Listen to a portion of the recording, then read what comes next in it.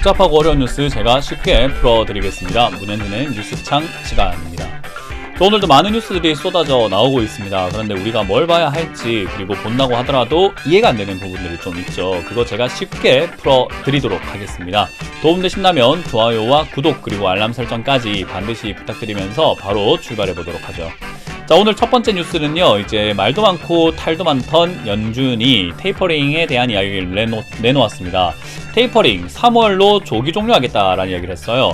원래는 150억 달러씩 8개월 동안 하겠다라고 했는데요. 그게 이제 11월, 12월이 진행됐을 뿐인데도 불구하고 내년 3월, 그러니까 3개월 만에 바로 끝내버리겠다라는 거예요. 그러니까 8개월 동안 하려고 했던 것을 5개월 만에 끝내는 거니까 상당히 빠르게 진행을 한다라는 거죠. 그래서 현재 수준의 2배 수준으로 높여가지고 테이퍼링 속도를 진행을 시키겠다인 건데요. 1200억 달러씩을 풀어내 왔는데 그거를 150억 달러씩 매달 줄이겠다라고 했던 거에서 2달 진행했으니까 300억이 진행됐고 나머지 900억 달러만큼 풀고 있던 것을 300억씩 줄여서 3개월 동안 줄여버리겠다라는 거죠. 근데 이제 거기서 끝나는 게 아니라 금리까지 3회 정도는 올라갈 수도 있을 것 같다라고 점도표를 공개를 했죠. 그래서 내년에 적으면 2회에서 3회 정도 금리가 올라간다는 건데 이거 이제 큰일 났습니다. 발등에 불똥 떨어졌다라는 거죠. 뭐냐면 우리나라입니다. 미국 금리가 올라가게 되면 아무래도 미국 경제 성장률은 좋다. 그리고 애플, 마이크로소프트, 마이크론 그리고 우리가 흔히 말하는 화이자 이제 이름을 바꿨지만은 페이스북에서 메타로 이름 바꾼 또 페이스북 같은 경우도 주가가 계속 고공행진하고 날아가는 거 다들 아실 겁니다. 그런 걸 생각 한번 해볼 때 미국 투자 메리트는 굉장히 높아져 있는데 한국 투자 메리트가 점점 떨어지게 되고 그리고 투자하지 않고 현금을 갖고 있을 때도 한국에 넣어놓으면은 금리를 얼마 안 주는데 미국에 넣으면 좀 더 많이 준다? 그리고 미국은 조금 이렇게 신용위기라든지 금융위기가 온다 하더라도 그나마 전체적인 경제가 리스크가 생겼을 때 코로나 때문에 경제위기가 온다 하더라도 미국은 좀 안전할 것 같은데 한국에 돈 맡겨놓으면 좀 상대적으로 위험하지 않을까? 그래서 한국 비중을 점점 줄여나갈 수밖에 없어요. 근데 나갈 때 원화 들고 나가지는 않겠죠. 당연히 달러 들고 나가게 됩니다. 그래서 달러, 외화 유출에 대한 리스크가 상당히 커져 있고요. 우리나라도 국채 발행을 할 때 원화로 갚겠다라고 하면 사람들이 원화가 필요 없는데 라고 하기 때문에 달러 표시 채권을 많이 발행할 수밖에 없어요. 그래서 달러로 갚을게 라고 할 수밖에 없는데 이자가 올라가게 되고 금리가 올라가게 되면 우리나라도 부담해야 되는 이자가 상당히 늘어날 수밖에 없고 채권을 갚아야 될 때 결국 만기 때 갚아야 되는데 우리나라 경제가 좀 좋지 않으면 만기를 연장해주지 않고 갚아라 라고 했을 때는요 달러가 굉장히 많이 유출될 수밖에 없다라는 거죠. 거기다가 시중에 나와 있는 달러가 점점 줄어들게 된다면 아무래도 달러 환율이 떨어지게 되는데 그걸 방어하기 위해서 외환 당국에서는 달러를 풀어낼 수밖에 없어요. 그러니까 외환 보유액도 줄어들면서 달러는 갚아야 되고 달러가 없어지게 되고 하면은 정말 안 좋아지겠죠. 그걸 막아내기 위해서 아이고 달러 갖고 나가지 마세요. 원화 갖고 있으시면 금리를 더 줄게요 라고 하면서 금리를 빠르게 올릴 수밖에 없다라는 거예요. 그런 상황들이 만들어지다 보니까 사실 이게 좋은 내용인 것처럼 포장이 되어 있고 예상했던 바다라고 하기 때문에 예상했던 건데 어려운 게 있겠어 라고 생각하시지만 그리고 불확실성이 해소가 됐다라고 생각하시는 분들도 덜어 있는데 아닐 겁니다. 이거는 악재라고 판단을 하시면 좋을 것 같고요. 지금 상황에선 좋은 내용은 분명 아니라고 보시면 되고요. 이건 당장 눈앞에 오늘부터의 악재는 아닐 거고 중장기적인 악재가 될 것이다 라고 보시면 돼요. 그래서 내년은 장세가 굉장히 안 좋을 것 같다라고 예상이 들죠. 그래서 저는 지금 올라오는 것이 역시나 매도 타이밍이다 라고 말씀드릴 수밖에 없는 부분들이 이런 내용들이 약간 섞이게 되면은 역시 안 좋은 내용으로 나가기 때문이다 라고 보면 돼요. 자, 그래서 이제 서머스에서도 이런 이야기를 하고 있는 거예요. 지금 서머스 미국 전 재무 장관이 지금 연착륙하기는 힘들 거다. 그러니까 가파르게 뭔가 움직여야 될 거고 경제에 미치는 영향이 조금 있을 거리라고 이렇게 경고를 때려놓고 있습니다. 아무래도 경고할 수밖에 없겠죠. 지금 갑자기 연준 올 초만 하더라도 인플레이션 그거 별거 아니야. 시장 놀라지 마. 우리 금리 인상 안 해. 테이퍼링 안 해. 금리 인상 그거 일시적이니까 아무것도 아니야. 걱정하지 마. 라고 했다가 중순쯤 되니까는 일시적이지는 않은 것 같기도 하고 좀 애매한데 테이퍼링을 좀 한번 해볼까 싶기도 하다라고 이런 말은 바꿨다가 테이퍼링 서두르지 않을 거니까 걱정하지 마 했다가 연말쯤 오니까 야 테이퍼링 빨리 끝내야 되겠다. 그리고 금리 인상도 해야 되겠는데 야, 일시적인 거 아닌 것 같아. 요렇게 말 바뀌고 있잖아요. 그러다 보니까 정책 실패다라고 하는 그런 분석들도 굉장히 쏟아져 나오고 있습니다. 연준 너희 지금 방심하다가 그렇게 된 거 아니냐? 이거 좀 잘못되어 가고 있는 것 같은데 너희 잘 해결할 수 있니? 라고 하는 약간 연준도 시험대에 올랐다. 경제가 지금 시험대에 올랐다라고 보면 돼요.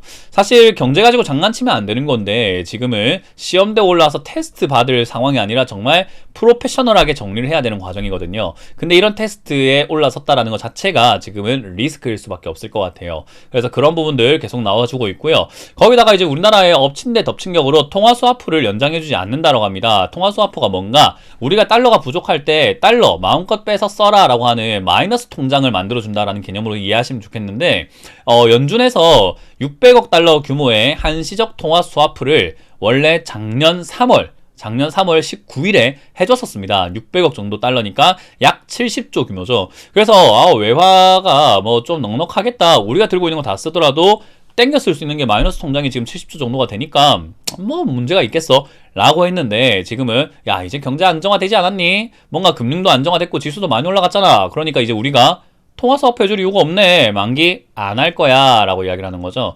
당장 외환 시장에 영향을 주진 않아요. 외환 보유액도 정말 많고 하는데 아까 말씀드렸던 것처럼 테이퍼링을 가파르게 진행하고 금리 인상을 해나가는 내년에는 어떻게 될지 모르는 거죠. 이 내용이요. 그래서 저는 이 내용이 내년에 별로 안 좋은 내용으로 될 것 같다라고 말씀을 드려볼 수밖에 없는 부분인 거죠. 그러다 보니까 이제 우리나라에서는 매파적이다. 그러니까 우리 비둘기파다, 매파라고 표현을 많이 하는데요. 매파는 우리 독수리 그 매 있죠. 그죠? 매와 같은 공격적인 성향이라는 거죠. 금리를 빨리빨리 올려야 된다는 매파 신호를 보내고 있는데 인상 시점은 애매하다라고 하는 거죠. 왜냐하면 지금 금리가 올라갈 수 있는가? 뭐 인플레이션도 인플레이션이긴 한데 금리를 올리려고 하니까 야 이거 부채 지금 정말 리스크가 큰 것 같아라고 이야기를 하고 있는 거예요. 그래서 이거 매파적으로 해야 될까? 그리고 코로나 지금 오미크론 때문에 다시 터지기 시작하는데 우리가 대출 쪼이고 돈 안 풀기 시작하면은 야 이거 지금 가게들 그리고 자영업자들 많이 힘들 것 같은데 라는 인식이 있다 보니까 언제 해야 될지 좀 애매하네 큰일 났네 싶은 거죠. 근데 아까 말씀드린 것처럼 미국이 막 금리 인상을 해 나가는데 자영업자들 때문에 또는 가계 대출 때문에 금리 인상 시기를 놓쳐버리게 되면 그건 그거대로 엄청나게 큰 악재로 다가오게 됩니다. 그런 거 잘 놓쳤다가 잘못된 것이 IMF거든요. 그러니까 그런 타이밍들을 놓쳐 나가게 되면은 나중에 더 크게 오게 돼요. 그래서 뭔가 조금 빠르게 손을 봐야 되지 않을까라고 생각하는데 그게 이제 한국은행 금융통화위원회의 숙제가 되어버렸죠. 이걸 얼마나 잘 푸냐에 따라서 증시 방향성은 결정이 될 것 같습니다. 역시 지켜봐야 되는 부분이 되겠죠. 그러다 보니까 역시나 영끌족 어떡하나 영혼까지 끌어모아서 대출해서 지금 집을 사거나 뭐 은행 주식을 하는 분들 지금 이런 분들 어떻게 해야 되냐 최고 5% 주담대 변동금리 또 치솟는다라고 하는 거죠. 올라갈 수밖에 없을 것 같아요. 앞으로 금리가 계속 올라갈 거라 예상하고 있기 때문에 그리고 시장 리스크가 점점 커지기 때문에 금리가 자꾸 올라가는데 아니 나 이자 이렇게까지 많이 낼 생각 없었는데 집 사면서 이자를 이렇게까지 많이 내야 돼? 라고 하는 가구들이 지금 점점 증가한다고 하죠.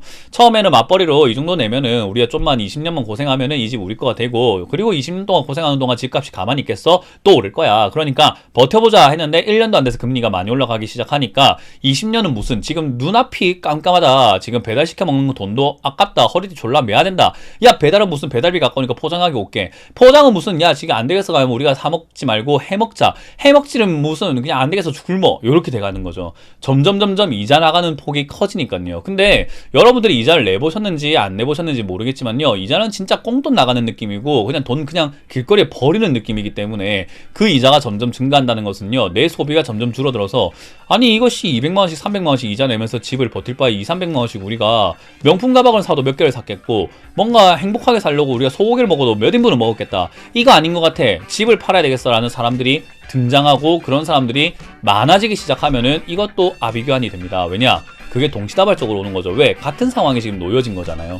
그래서 그런 부분들을 우리가 생각을 한번 해보면서 지금 시장이 안전한 편인가? 리스크가 있는 편인가? 리스크 있을 때 우리가 주식을 사거나 부동산 사서 갖고 있는 것이 유리할까? 아니면 현금을 들고 있으면서 달러 가치가 올라갈 거라고 이야기를 하는 연준의 이야기처럼 달러를 갖고 있는 게 유리할까를 여러분들이 좀 생각을 해보신다면 지금은 어떤 자산이 여러분들 인생에 유리한지 한번 되짚어 볼 때가 아닌가 생각이 듭니다. 그런 거 참고하시고 여러분들 대응하시길 바라겠고요. 오늘도 이렇게 뉴스창 시간 마무리 짓도록 하겠습니다. 지금까지 문현진 멘토의 뉴스창 시간이었습니다. 고맙습니다.